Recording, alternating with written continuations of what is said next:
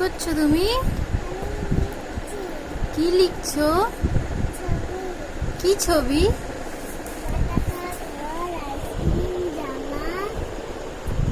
দেখি হাতটা সরাও, দেখি কেমন লিখেছো। ও ফুল। তোমার ছবি লিখতে ভালো লাগে?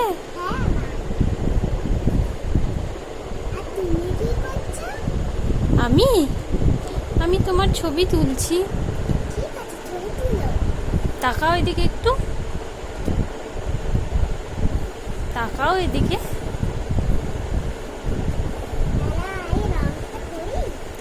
একটু তাকাও।